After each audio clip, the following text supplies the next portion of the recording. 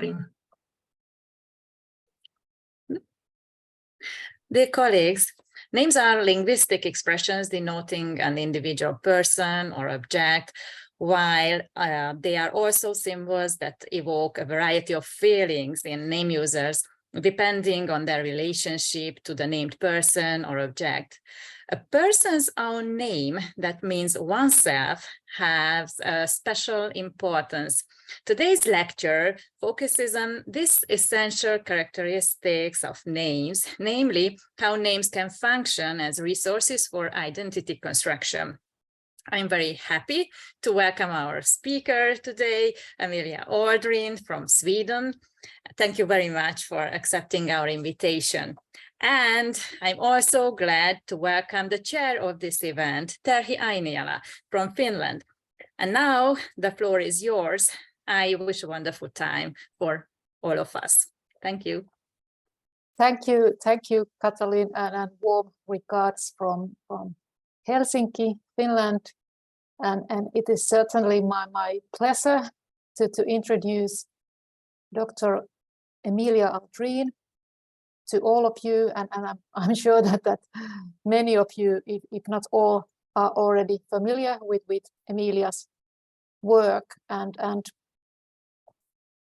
Emilia comes from Sweden, Halmstad University, and she works there as a senior lecturer and very engaged scholar in socio-onomastics, sociolinguistics, and also text analysis and digital communication, and so on and so forth. And she has been doing an innovative work in the field of socio-onomastics and questions then connected to identities, naming practices, name giving, and multimodality and attitudes, and you name it, in the field of her research, and she's also co-editor in Nordic Journal of Socio-Onomastics, a very well established, fairly new journal in our field. So hope you will have also some time to get acquainted with this journal if it's not already familiar to you. But I won't take more of Emilia's time. So I open the floor to your paper, and after your paper we will have time for questions and comments, and I'm sure that there will be a fruitful discussion. So Emilia, please, this Zoom room is now for your to use. So welcome. Thank you very much, and thank you for the fine presentation, Terhi. I would try to just share my presentation. Yes, so I will talk today about names as resources for identity construction, as we have already heard. And I thought I would just start with showing you my presentation outline, so you know what will be coming today. And as you can see, I will start with a theoretical discussion where I will talk about name and identity and introduce what I call a social semiotic approach to this topic. And I hope you don't find my theoretical discussion too long or too detailed, but please bear with me. There will also come an empirical section after the theoretical discussion. So in the second part of the presentation, I will discuss some actual examples and show you some name and naming data, and try to explain these and interpret these with help from this theoretical framework that I will introduce. So I will show you 3 examples. I will talk a little bit about understanding parental name giving, as a resource for identity construction. And in that part, I will base on the work from my doctoral thesis project from 2011. Then I will also talk about online self-referencing names, usernames, basing on an article from a few years ago. And then towards the end of this presentation, I will also discuss some of my current work where I'm studying textbook name coinages, so invented names for invented characters in textbooks, as a resource for identity construction, of course. And then towards the very end, I will come to some conclusions. So let's start. I guess that we can all agree that the names that we carry ourselves are to some extent important to our perspective on who we are. If someone asks us, "Who are you?" We will probably answer with a name, with a personal name that we carry. And if someone wants to call our attention, bring something in attention for us, they will probably call out to us using our personal names. And if we in some situation need to formally confirm our identity in some legal documents or something like that, we will probably sign those papers using our names as well. So to some extent, it might be self-evident that names are related to identity and to identification. But what exactly is that relationship? How does that look? Are names, personal names, primarily symbols for identities? Or are they also, to some extent, available as resources to construct identities? Can they influence identities even, perhaps? That is the kind of questions that I will raise and discuss today. But in order to be able to do that, we first need to dig a little bit deeper into the contexts, the concepts that we are dealing with here. So first, we need to understand what identity is. And identity is a very complex concept. It has been used in many ways by various researchers in various fields of research. So there is not one definition of identity, but many. But the definition that I will use as a basis today is what is sometimes called a social constructionist approach to identity, where identity is seen as a process of actions.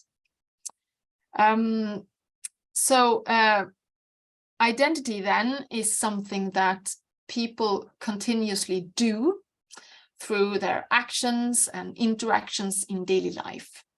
Identity in that perspective is not seen as something people are.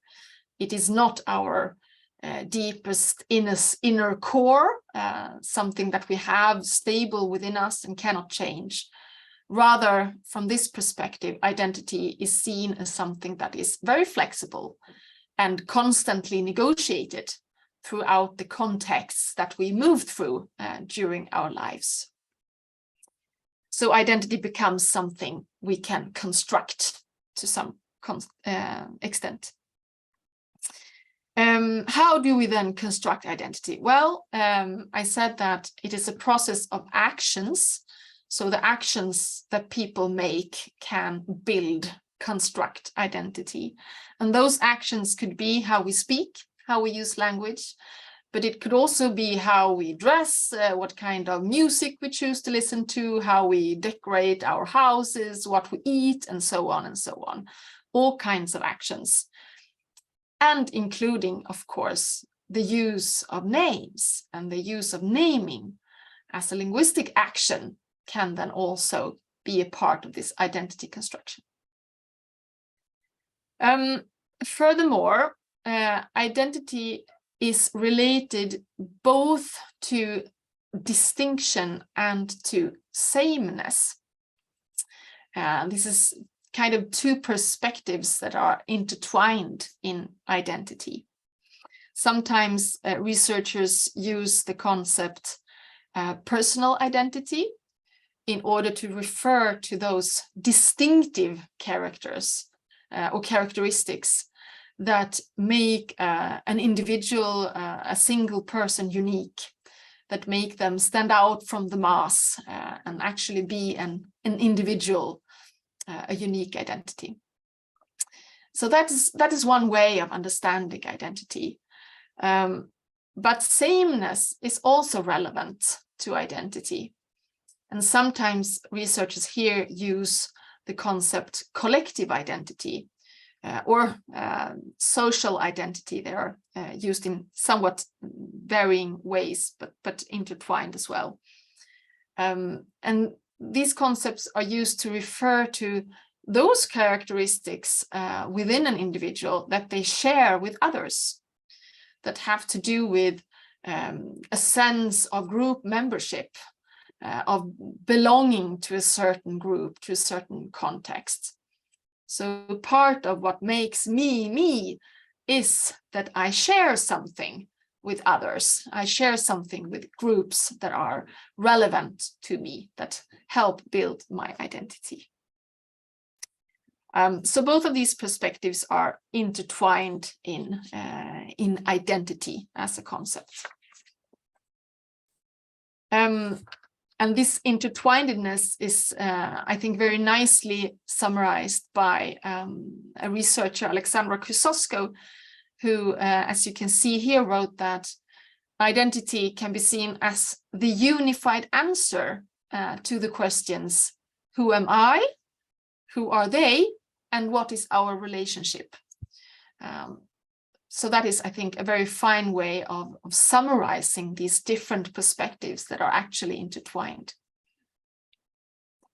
And in addition, there are other dynamics within the concept of identity that we need to acknowledge and be aware of. And one such important dynamic is the contrast between an inside perspective on identity and an outside perspective on identity. So the inside perspective, that is about my own view of how I perceive my identity. Or if we speak of collective identities in terms of groups, the internal view within the group of who we are, what makes our group a group, how do we belong together. That's an inside perspective of identity.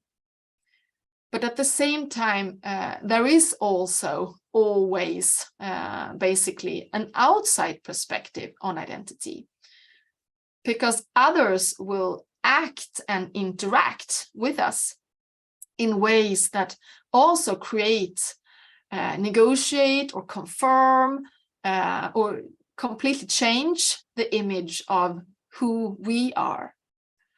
So the inside perspective alone does not suffice to explain or account for identity. We need to acknowledge that the outside perspective is there as well. And this, I think, is a very important conclusion from this social constructionist way of understanding identity, that it is a complex process of actions. And it is not either about distinction or sameness, or either about the inside perspective or the outside, the personal or the social, but rather it is the sum of all of these dynamics or perspectives, the way they come together, that is identity as a whole. And what's interesting then is that all of these perspectives can be semiotically expressed through names and naming. And that is what's interesting for us today. So what then is the relationship between name and identity? What is the role of names in identity construction? And here we can see a few examples of many different approaches that researchers have used in this field. So there is not just one view on how names and identity are related. There are many different views. It has been argued by some researchers that identity is a fundamental function of all and any language use, and so then also in any name use. And that would mean that it's impossible to use names or give names to someone, name something, without also constructing identities. It is simply always part of it.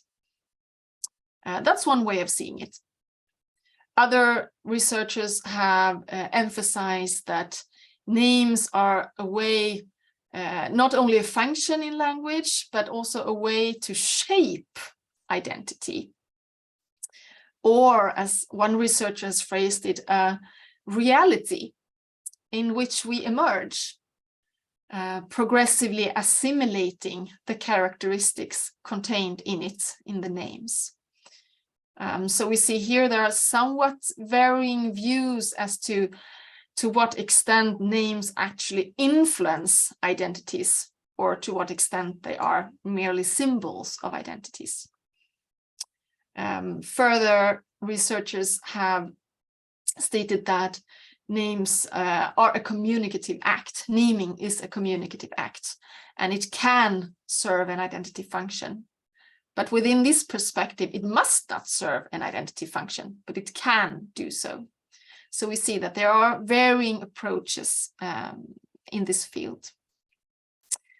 And as if that was not enough, I would like today to suggest another approach, which I've chosen to call a social semiotic approach to name and identity, which is about regarding names as resources that enable identity creation. And I would like to dig a little bit deeper into what I mean with this approach.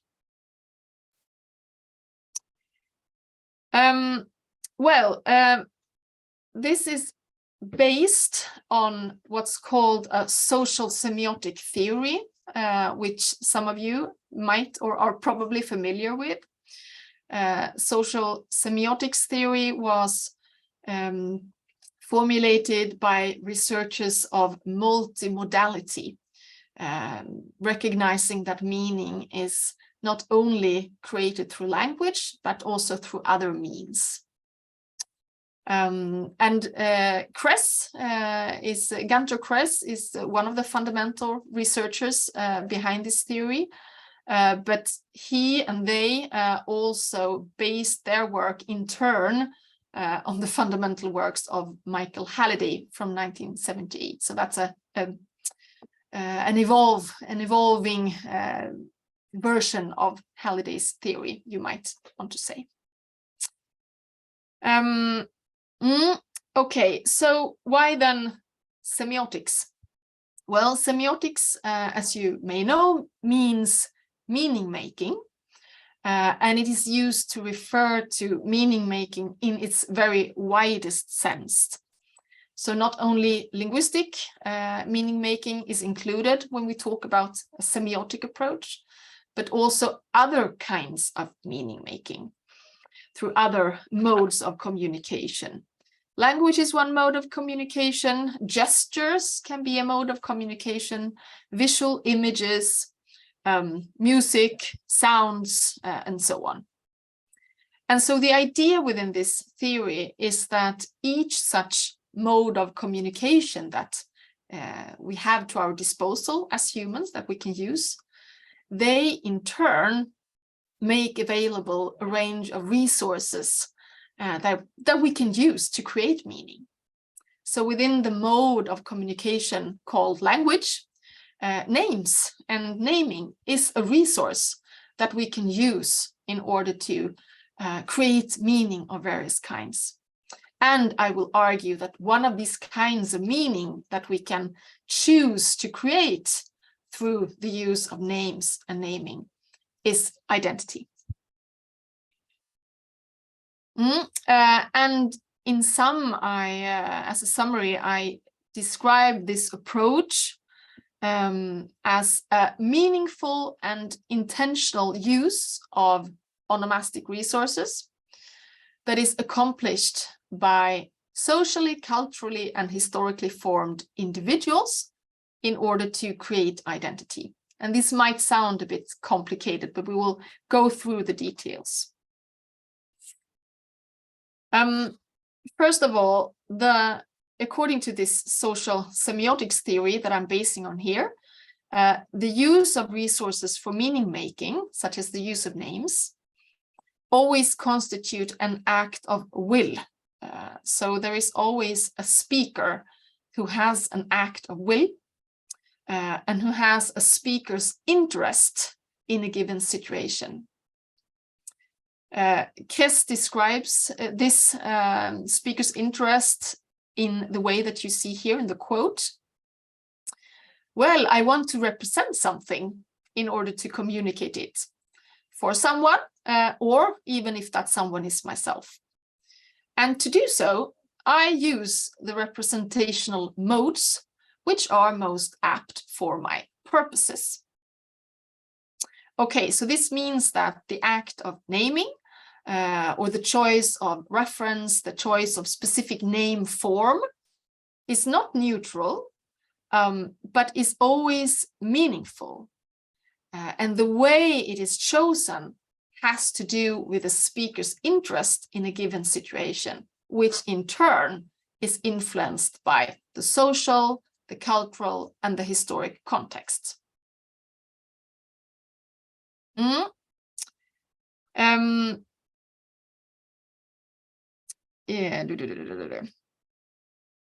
So, in other words, yes, what becomes meaningful to express through a name, as well as why this would be meaningful to express through a name, and also towards whom we choose to express this using a name, all of this will be shaped by the social context, the actual situation in which the name is given.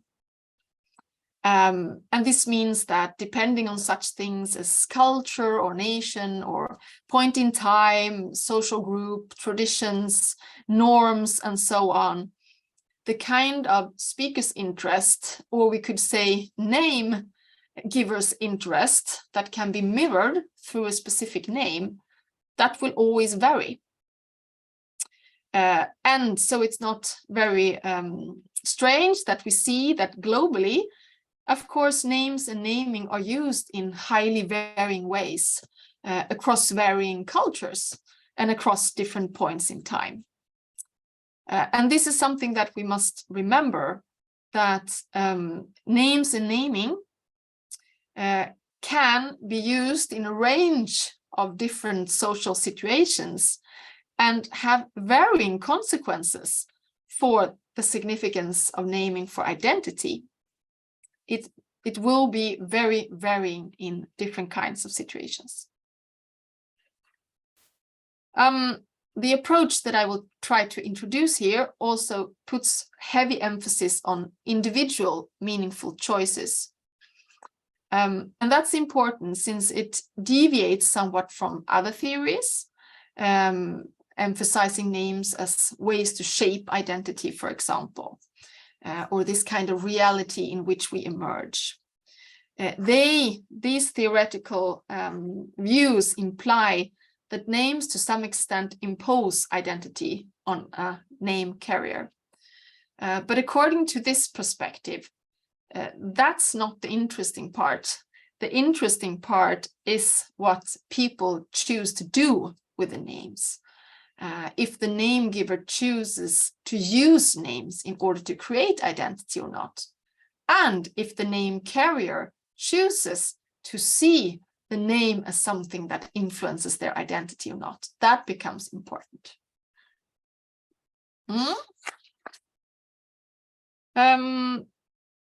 Yes, another important thing before we move on is that within this perspective, the role of names for identity construction becomes very flexible. That you might have heard me saying already. So just as meaning making is always flexible, the role of names in meaning making and in identity creation becomes very, very flexible. This differs also from many traditional linguistic approaches to name and identity, which often have focused on stable systematics in the relationship between name and identity. So researchers might have tried to construct and once and for all describe the system of how names and identity are related to one another.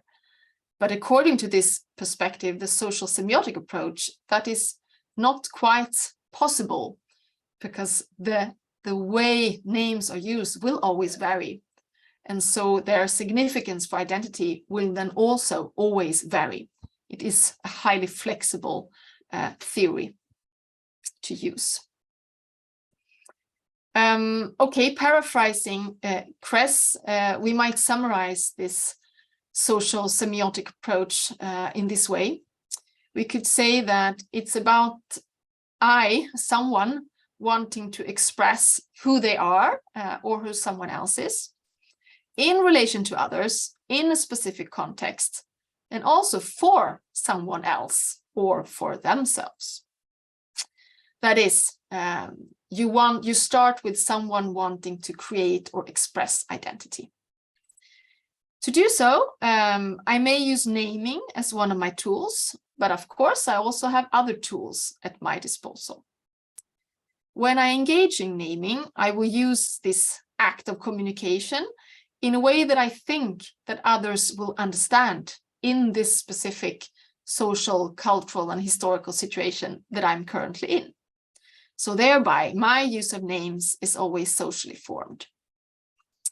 And my specific use of this name in this situation will also contribute to recreate the meaning of this name for the future. So my use of this name will contribute to how others perceive this name and choose to use names in turn. But I can, of course, never be sure how my design is interpreted by others. My view as a name giver at the time, my view of the meaning inherent in a specific name that I choose to give to someone or something, that may differ from the view of the name carrier who carries the name themselves. And it may also differ from the views of other name users who continue to use this name in interaction. So again, a very flexible perspective here. Okay, now we have talked through the theoretical part, and we will come to the empirical part and look at some examples. And first, I will start by presenting some of the results from my doctoral thesis project, where I studied parental name giving in Sweden.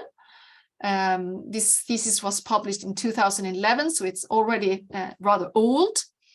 But what I did in this project was that I conducted a rather large postal survey where newly become parents answered questions as to why they chose the names for their children, their newborn child, and how they perceived the name, motivations of the name. And this written survey included both open-ended questions where parents could decide themselves what to answer, what to write, such as there could be questions such as, what was the most important reasons for you to choose this name? But there were also some fixed questions with fixed answers, where parents answered, for example, how important were the following name properties for you when you chose a name for your child? And then I conducted group interviews as well. And this means that in some I had a range of varying data in this project, qualitative and quantitative, different kinds. And one interesting result that became apparent quite soon in this study, across all the different kinds of data, was that the Swedish parents, they often explained their name choices in ways that expressed social values and social positionings. They expressed name characteristics that they liked or that they disliked. They explained what they had strived for when choosing a name, but also what they had avoided when choosing a name. And they often expressed a multitude of different meanings that they felt were inherent in one and the same name that they had chosen. So, for example, the parents' answers to a very open-ended question, why did you choose this name? It could look like this. We see that the parents of a girl who got an old Scandinavian name explained that this is not a trendy name. It does not appear in birth ads all the time. It's a real name. It's Swedish, absolutely not English. It seems common, but it's fairly uncommon. It is not silly, and it can be spelled in only one way. And another couple who expressed why they chose the name for their boy, which was a quite unusual first name. They say that we did not want a name that is too common, and we excluded everything too high on the top ranking lists. The name has been previously used in the family, and it was one of the few that we both liked. We think it feels personal and sounds nice, and it can be used in both Swedish and English. So what we see here is that when the parents express their affiliation to a specific category or a specific a specific value within the name that they had chosen, they simultaneously also express a deviation from something else. So, for example, in the first example above, we see the parents describing the name as Swedish, absolutely not English. That was connected for them. It was not only a Swedish name, it was also absolutely not an English name. So that's kind of a social value, I argue, that they describe here. And that's very, very interesting. We can also see that these kind of oppositions that the parents describe in their name choices, they are not just simple binary opposition, either Swedish or English, for example, but they often seem to be scales with very many positions along the way. So, for example, in these examples here, we see the parents speaking of a name that is not too common, names that are common, but also names that seem common, but are actually fairly uncommon. So we see that this is a very delicate kind of meaning making that the parents engage in here, and deciding the exact right stylistic value in the names that they wanted for the child in order for it to express the exact right social value that they wanted to express for their child. And basing on these kinds of expression and answers in survey as well as in interviews, I concluded the most common positions that Swedish parents related to in this figure. So we can see this kind of oppositions and the scales that very many parents related to when describing and motivated their name choices for their children. So, for example, they expressed an interest in being traditional or modern, common or original, more pragmatic or more aesthetic oriented, or more locally Swedish oriented, or international oriented or foreign oriented. So many kinds of orientations were often included in one and the same name choice. And in this project, I also categorized parents' answers in relation to macro-societal variables, such as parents' age, their level of education, the gender of the child. And in this part of the study, it became evident that naming was not only a resource for construction of name-related identities, such as being a traditional name giver or a more original name giver. But naming was also related to a kind of more general construction of generic identities, such as being young or being well educated, or wanting to create a certain kind of femininity or masculinity. And we can see some of those results summarized here in the figures as well. So a conclusion from this project was that parental name giving can be used as a resource to construct a range of identities on various levels. And it is both parents' identity in terms of their social values, their tastes, their lifestyle, their age and education perhaps, but they also express their identities of their child in terms of wishes for the child's personality, the child's lifestyle, or possible future social establishment, and so on. That was all incorporated in one and the same name choice. Okay, moving on to the next example I would like to discuss. Here I would like to bring attention to self-referencing names, that is, names that you choose for yourself, not for someone else or something else, but for yourself.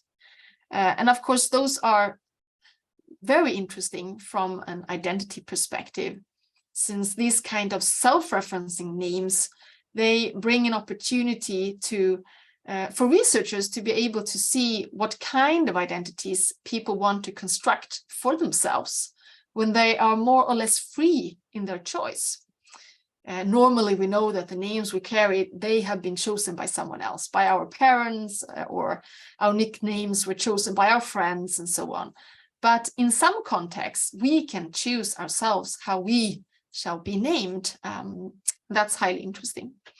And of course, in our contemporary digital society, one of the contexts in which we today most commonly are given the opportunity to create self-referencing names is online. There are many online contexts where we are allowed or encouraged or sometimes even demanded to choose a username that is conventionally different from the offline personal name that we normally use in other contexts. So that can be, for example, in various social media, in chat forums, in gaming communities, and so on. And what I did in a study is that I followed a small group of 14-year-old teenagers and their smartphone interaction during 48 hours. Where I documented all instances of name usage across the varying contexts that they moved through. And I also conducted interviews, follow-up interviews after this period in time. And here in this study again, it becomes evident that there are various strategies that people can use trying to handle names as resources for identity construction. There was not one coherent norm in this data either, although it's a very small group of teenagers that I've studied here, only a handful.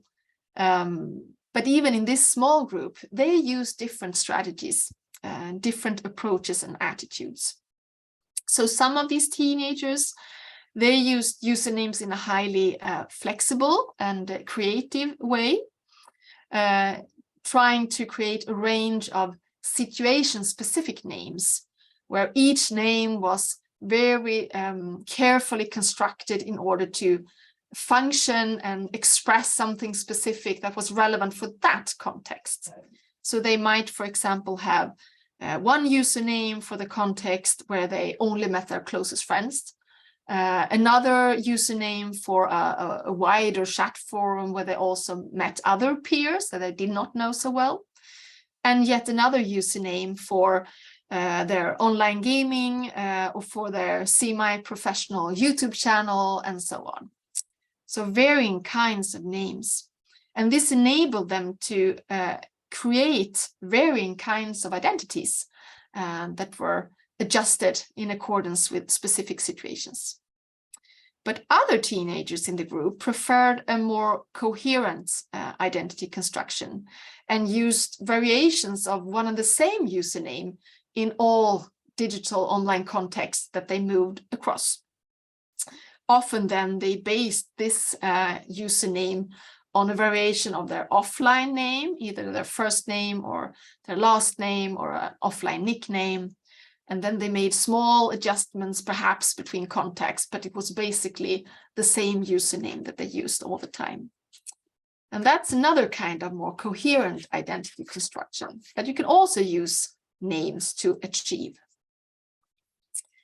What kind of identities then were expressed by the teenagers within these usernames? Well, often they related to expressions of personality, such as in Mia is fierce, as we see here, or expressions of lifestyle, as in Anna Glimmer, who wanted to incorporate the name of her favorite horse in her username, because that was an important part of her lifestyle. And by the way, all of these names are fictitious and created by me in order to protect the identities of the teenagers here. The names could also express social values, appearance, etc., etc. And in the interviews, I have here an interesting quote from one of the teenagers who had an interesting username in one context with many visual symbols alongside the name. And when I asked him about that in the interview, he said, well, this choice tells something about how I view myself. And that to me, of course, was very interesting from an identity perspective. And it turned out that the choice of these specific symbols, such as a diamond, a flame, and a peace symbol, they were carefully chosen in order to express in a whole that this person wanted to be perceived as both cool and kind. And those values were combined through these symbols. Very, very interesting and multimodally achieved again. And there are other kinds of multimodal modes included. Can be visual abbreviations, other emojis, colors, symbolic numbers, language use, as well as names, so different kinds of combinations within the same name. And from a social semiotic identity approach then, to summarize these examples, we can see that the individual design of each username was guided by an interested action, a name giver's interest, trying to communicate something significant about themselves for those who would see this particular username.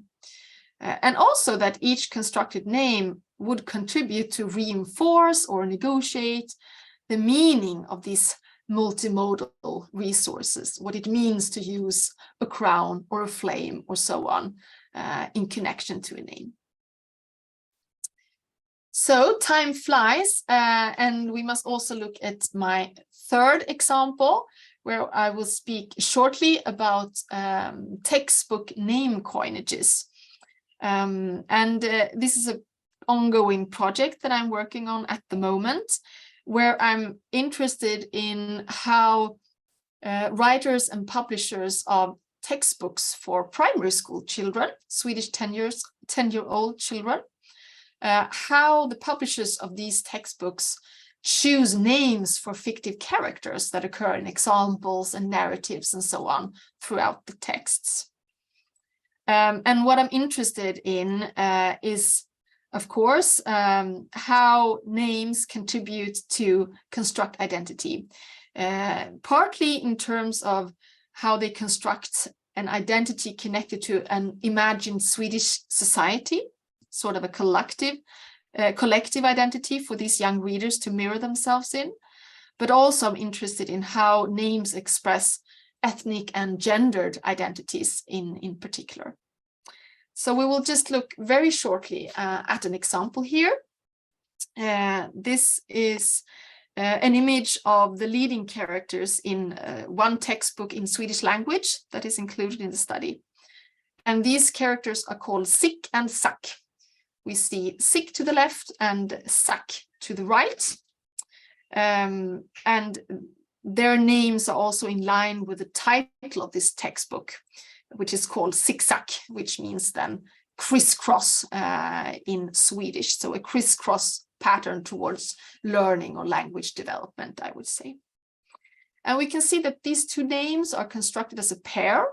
Sick and sack are quite similar. It's only the central vowel that differs in these two names. And it's also interesting to see how they are visually constructed, these two characters. When we interpret the names in relation to the characters, something happens. Sick and sack as names, I would say, are not so easy to interpret. They are not clearly marked in terms of gender. They are not clearly marked in terms of ethnicity either. And when we look at how these characters are visually portrayed, I think it becomes even more interesting because they are also visually very similar to one another. We can see that the character to the left is probably supposed to be a girl because she is wearing a dress. And also she has somewhat differing marking over the lips that might be a feminine attribute somehow. But both characters are very similar to one another, and there are not very many gendered attributes. When we look at the construction of ethnicity, it becomes even more interesting because visually they are portrayed in an interesting way using multiple colors. Sick has white skin color in the face, but it's also surrounded with a red line, and her hair is red. Her arms are black, but her legs seem to be white. And Sack has red skin color, red hair, and black both arms and legs. So we can see here that a mix of multiple colors is used. And I think that is an interesting way to create inclusiveness in terms of diversity and ethnicity. The textbook here is able to avoid a black-white opposition and create diversity in a wider sense. And I think that the name choices here underline that, since the names are also not easy to interpret in terms of gender and ethnicity. So together, names and visual attributes create something very semiotically interesting.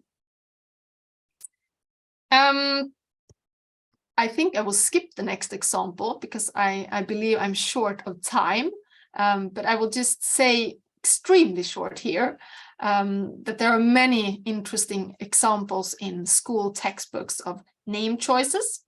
Here, for example, then, where we can see that the names may sometimes indicate one kind of meaning, whereas the visual images may indicate something else. So here in terms of ethnicity and skin color, it's very interesting to see, again, a mix that might be surprising. But since time is short, we need to conclude. And I want to first summarize what I've tried to do today is to present what I call then a social semiotic approach to name and identity, in which the emphasis is on semiotic flexibility, the possibility for names to be used as resources to create many varying kinds of meanings and identities that are highly situated in the context in which they occur. And we have seen that names can act as resources for identity construction in multiple ways. We have also seen that there is sort of a tension between norm stability on one hand and innovative creativity on the other hand, which is very interesting in relation to identity creation. And we can conclude that the constant use of names in varying contexts will result in a a wide field of meaning potentials, many varying kinds of meanings that can be created through names, and many varying kind of identity positions that can be created through names. That is the I think most important conclusion of today's talk. So I hope you could follow this lecture. I would just end with showing some of my references in case someone wants to read more. You can read more about my work, and of course also dig into the other references that I have referred to during today's talk, if you want that. I hope you found this interesting. I thank you for your attention and look forward to any comments and questions. Thank you. Thank you, Emilia, for this fantastic talk. It was inspiring, important, and very valuable thoughts for us. And now there is time for questions, comments. So please, if you want to ask a question, so please use the raise hand function, or alternatively, you may also use the chat. Yes, don't be shy. Just ask or comment anything you're interested in. Yeah, even if you have some small ideas, questions, so please be free to ask or comment. I myself might then start at least by saying that I find this your perspective to kind of have this idea of highly flexible perspective when we look at names and identities. So I find it very kind of important and relevant, because I also myself think that maybe previously we have looked, or at least I have looked, this relationship between name and identity possibly kind of too much fixed, but it's not. It's like in constant change. Yeah. I agree. Of course. Good. That was my point today. Yeah. But yes, I think as well that we have within the field, the research field that I've studied, name and identity, we may have used a simplistic view, and perhaps that was not only an important but a necessary starting point in order to start dealing with the topic. But now that we have sort of a foundation to build on, we can also see these variations and these flexibilities, and then it becomes possible to change the perspective and do some justifications. Yes, indeed. So, okay, now we have a comment or question in chat.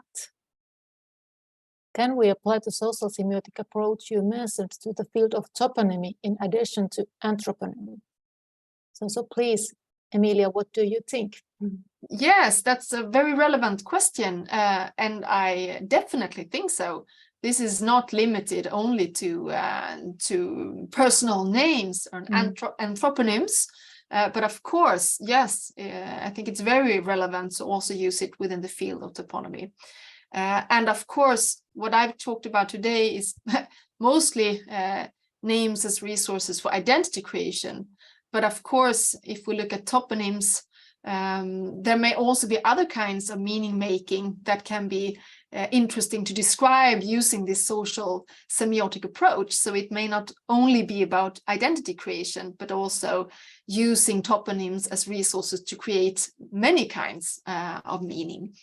So highly relevant, I would say. Yes, thanks. Do we now have some more ideas, questions?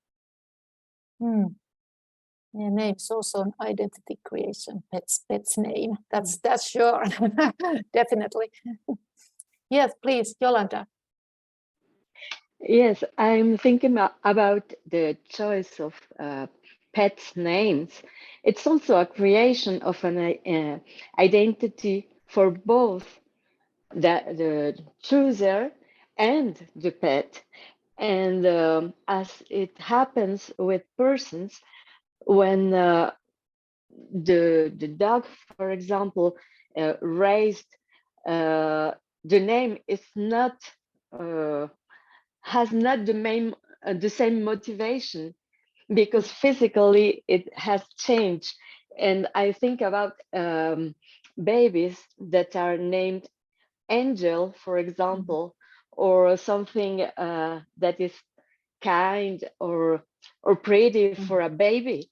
And when the person is an adult, that can create some difficulties about the perception of others and themselves. Yeah. Thank you. Yeah, I agree. Very interesting. And I think that's one of the interesting parts in dealing with name and identity, this dynamics between perspectives. I perceive that that's what you're talking about here as well, that the name giver may have one perspective, and then the name carrier has another perspective. And name and identity is constructed within the whole of this dynamics. And we mustn't forget the name carrier who will one day, in case of the baby named Angel, be an adult and look upon their own name in a certain way and use the name as a resource for identity construction in another way than their parents maybe have thought. So yeah, very interesting. Yes, thank you. Yeah, good. Katalin, how about the time? Oh, I don't know. It's Lasse. Do we have time?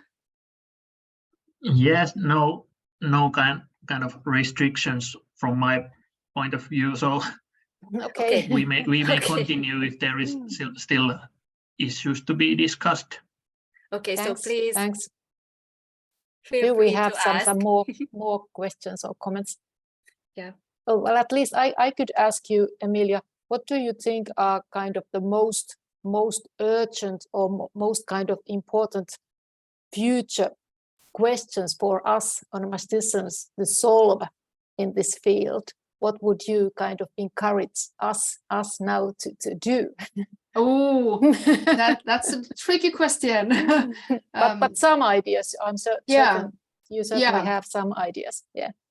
Yes, of course I do. And I think that I really think that one of the contexts that we need to deal with is this online name usage. That is too little studied, and definitely from an identity perspective. So there we have some ongoing work and we have had some studies, but there is a need for a lot more from varying cultures and contexts and so on. So that's one way. And then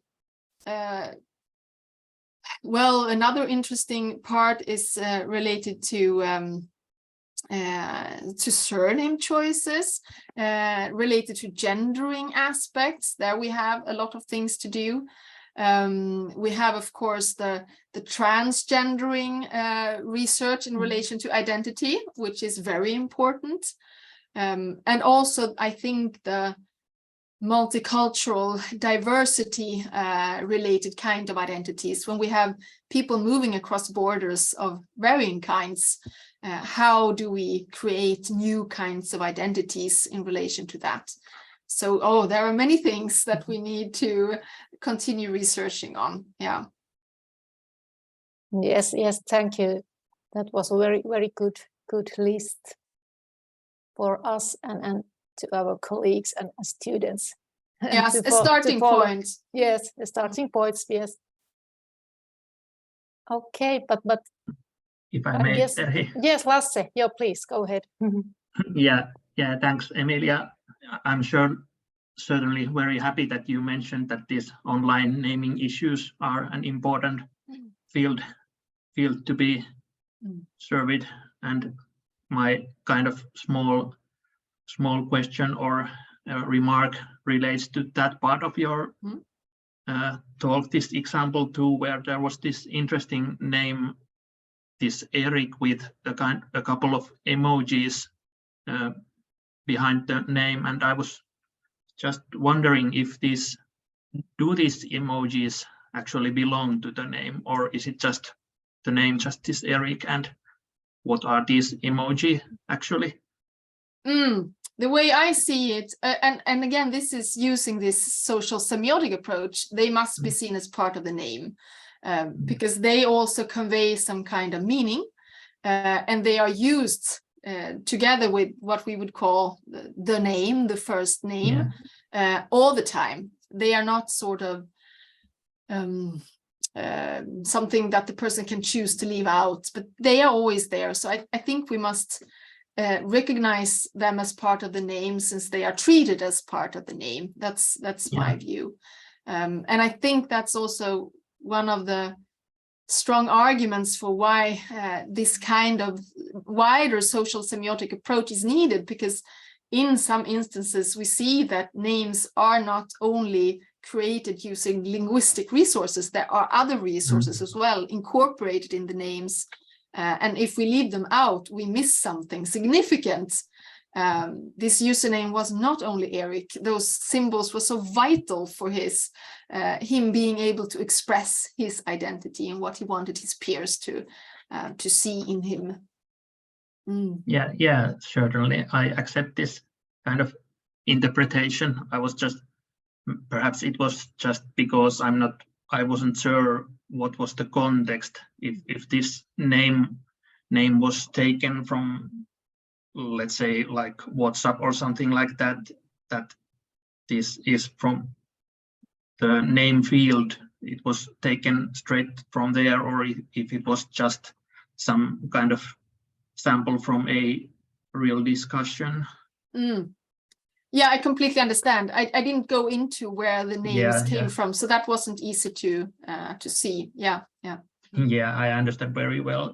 This was really nice to have so kind of summary of many of your works, but obviously it is not possible to go much into detail in this kind of relatively short time. But yeah, thanks. Yes, good. Thanks for this, and now I do not see any other hands, comments. So thank you on my behalf once again, Emilia, and now it's Katalin, your turn. Yes, thank you very much for this excellent talk.